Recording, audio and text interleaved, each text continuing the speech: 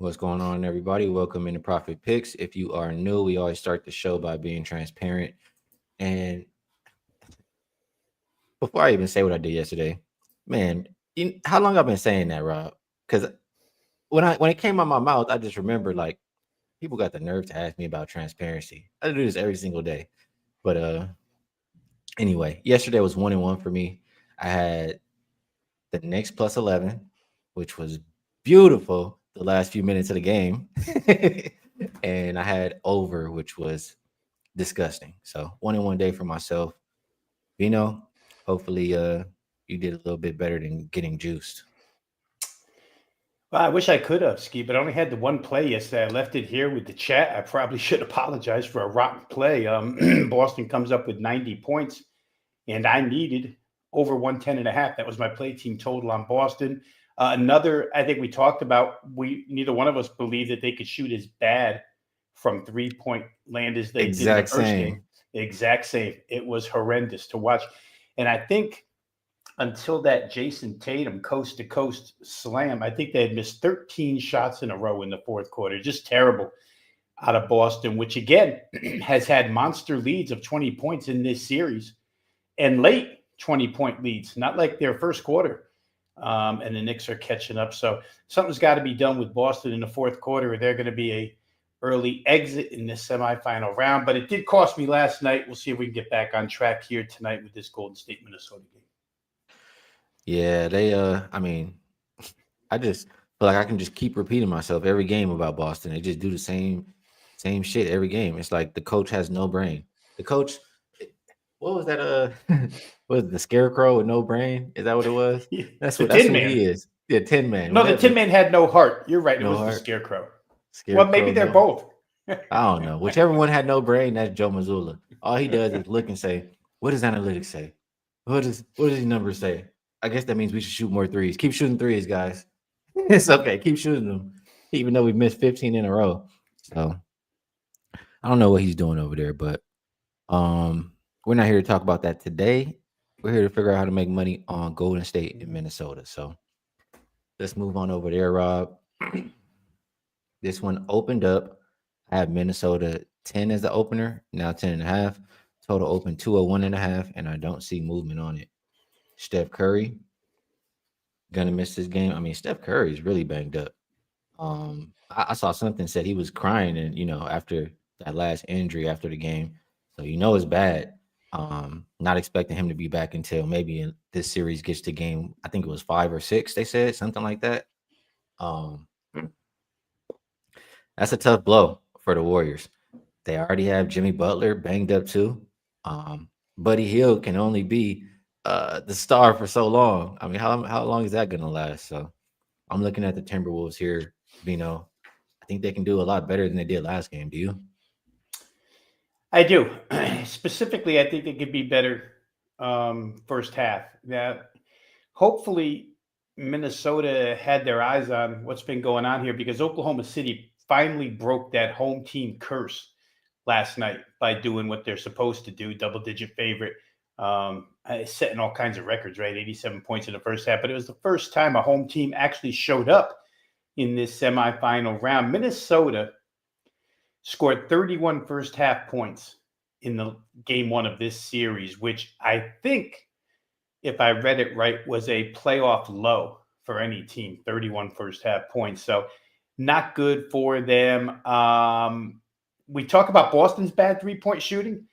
Minnesota in the first half of game one against Golden State was 0 for 15 from three-point range. You can't be any worse. Yeah. The game, Chris Finch, the head coach, specifically calls out Anthony Edwards, basically says he had his own agenda to start the game, and when it went bad, kind of pouted, had no energy. Anthony Edwards has ears. He heard that, and I would just think that Minnesota comes out fired up in this first half. And actually, Boston came out fired up too in the first half. So maybe I'm on the right thing here with a home team first half. Minnesota's team total reduced all the way down. I bet it at 52.5, guys, and it's down to 52 right now, maybe some 51.5. Mostly because Steph's not playing and the total comes down. Each team total has to come down as well. But I don't see a lot of reason why Minnesota can't get to 53 here. For what it's worth, in that first series against the Lakers, where Minnesota had the size advantage, granted, JJ Redick didn't make any adjustments in that series, but in that particular series, the T-Wolves in the first half scored 54, 59, 61, and 59 in 4 of the 5 first halves. They were a really good first half team in that series. All of those are better than what's needed tonight. So coming off the embarrassing first half, you're back in front of your home fans. The shooting was horrific, especially from deep. I think it'll be better. It should be better. And the head coach kind of telling his star player, you need to be better. Just feel like Minnesota bounces back. You combine all of that with the step injury. And like you said, Skee, Buddy Hield can only be Buddy Hield for so long. You wonder if Golden State has enough in the way of depth here to hold on to Minnesota. I would say I'm not a prop market guy. I guess you would look at Anthony Edwards props, but if Golden State decides to focus on him, which they should, who's next in line? I guess it would be Naz Reid. Somebody's going to destroy their prop numbers here tonight for Minnesota. But as for me, it's first half over 52.5. And I like it. I like that play. I agree with a lot of things that you said. Where do I start?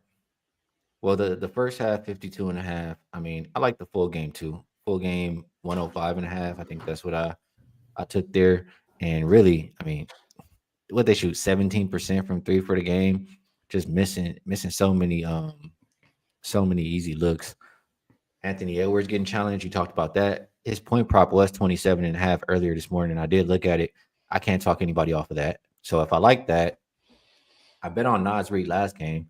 I mean, there's no reason not to like him again. I mean, all of these things are Minnesota points. I'm liking everything for Minnesota to score. I might as well just take their team total. That's kind of how I look at it. And the first half, you gave good reasons to get there on that as well. You talked about the first half side, I believe, as well. Right? I didn't play it, but I could see it, definitely. I think even the first quarter, I mean, when Finch was talking about Anthony Edwards, he was saying when he started the game, you know what I'm saying? He started the game not the way that they needed to. So I expect that to change in that first quarter. I think 3.5 is worth a look. I did look at some trends and stuff. Do have a system on this game, but don't feel like explaining it all. But I think that first quarter is going to be either the first or the third quarter will be the biggest differences. So I'm looking at Minnesota first quarter. What do you think about that? Yeah, I'm just looking here, Skee. So all the home teams that went down 0-1 in this semifinal round, in game 2, the first quarter scores were home team Cleveland 32-15. Home team wins by 17, down 0-1. Boston last night 24-13 at the end of 1, plus 11. OKC 45-21 at the end of 1, plus 24. So all of the teams at home that were down 0-1 came out of the chute very, very quickly, very, very aggressively.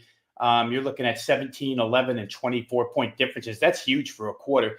So hard to argue Minnesota being in the same exact boat as the other three, not being able to do the same, especially without Steph. I mean, if Golden State shooting is off because Buddy Hield is off, and we don't know, I guess Jimmy's the second option, but Buddy Hield would be the perimeter option aside from Podziemski.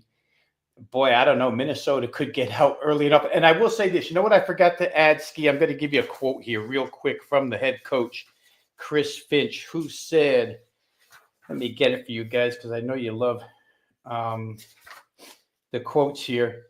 He said... Good point, too, by Daniel here. Butler gets the best defender now. That's true, too. In fact, I heard him challenge. Anthony Edwards was challenged on the TNT post game by Charles Barkley to step up and take the challenge of guarding Jimmy Butler. We know Anthony Edwards can defend when he wants to. Chris Finch said this. He was talking about he wants his team to seize opportunities to get out and run. He said, we had opportunities to run out. Our transition decision making was diabolical, was the word he used. In other words, they had opportunities and just walked it up the floor. So I think they'll probably run more here after hearing that, which obviously adds fuel to the totals plays that you and I have. Hopefully, more opportunities, more easy runouts. OKC proved that last night. I mean, it was run out after run out after run out against Denver. So maybe we see a little bit more in terms of transition offense out of the Timberwolves tonight. I like that. I gotta ask though about this. I mean, we're talking. We're talking it out. So, Ant is being challenged to guard Jimmy. I mean, you got McDaniels too, right? I mean, he can guard if Buddy's going off, or where's the offense going to be coming from Golden State? That's what I'm trying to think about here. So that makes me want to get on more sides. You understand what I'm saying? I ran out of players after Podziemski. He can occasionally start drilling threes, but after that, you're not talking about much in the way of perimeter shooting out of Golden State, honestly. I'm looking at the rotation now. Post, Looney, Santos, Moody, Peyton II, Draymond. Jimmy's not really a three-point shooter. I mean, they just don't have him. It's a big loss offensively, obviously, without Steph. Yeah. It's a lot in this game to like. Player props, Nas Reed, Anthony Edwards. There's got to be some props to like on the Warriors side too. I'm just not necessarily looking there today. But I think where's KC when we need her? Yeah, Casey don't want to come in here today. She know what time it is today. We might not see her for a little bit. we might see her back around game 5. All right. Looking in the chat here, UCapper says they're going to bring more Kuminga. They should. I mean, they need somebody who's going to be able to, Right. I think that could be a good look, depending what his number is. I'm not the biggest Kuminga fan, but he should have an opportunity today. Joshua says this is a gift line. Live line will be 20 plus by halftime. All right. I think we did a good enough job here, Rob. We talked about one game. We did it for a little bit under 13 minutes. So now we'll go over best bets. And we did only have one game. So if you don't have a best bet, it's okay. But I also will ask you if there's anything you would like to promote. And if you do have the best bet, feel free to share. Like I said, if not, no, it's all good. Let's get to the promotion quick. For those of you who aren't members yet at wagertalk.com, really it only takes your email address to gain free access to the video content provided each and every day by the handicappers over there, including Skee and myself, the written content. Get it all for free by dropping your email address. If you're interested in subscription packages, selection packages, go over there. You can find them on my homepage. Skee has the link to the description to the link in the description section. Let me just go with what I talked about. I just think Minnesota's going to come out fired up first half. They seem to have a depth advantage now without Steph in the game. I think they'll defend really well. And Chris Finch calling out his star and saying we need to run more, it just gives me the mindset of them having more opportunities to score in this game. They'll probably attack the rim more. They do have the size advantage in this game. And the more we see out of Post and Looney to try and match up with Gobert, probably the better off it is for the Minnesota offense and especially the run game. So I'm going to play Minnesota first half. Already bet it. I'm going to share that with you guys. Best bet over 52.5 team total Minnesota first half. Good stuff, Mr. Veno. And you know how I do, Veno. I want to give you guys something I'm playing. So I'm stopping the show just for a second. Open that wallet up and let me go ahead and put this bet in real quick before I give it to you guys, because I don't believe in giving out bets I don't make. All right, there we go. Boom. Got a nice. Let me just make sure here. Make sure I get it in. My bad, you guys. Bear with me. All right, boom. So my best bet for the show will be what we just talked about. Minnesota first quarter -3.5. Still available at a couple books. It is a little juice, like -120, but I just see them coming out the gates on fire. Um, all the reasons that we talked about earlier. That's what I'm really seeing in this one. Shout out to my guy UCapper. He's looking at that Warriors team total under. He says he hasn't bet anything though, and he also reminding everybody that Veno is going to replace him on the head of the spread while he's on vacation. So next week, if you want to see more of Veno and myself, he will be with me on the late night ahead of the spread. And we might not do both. So we probably will not do both, the early show and the night show. So on the 14th and the 15th, make sure you guys check out ahead of the spread with both Veno and myself. All right. Appreciate you, Veno, for taking the time to come cap these games with me.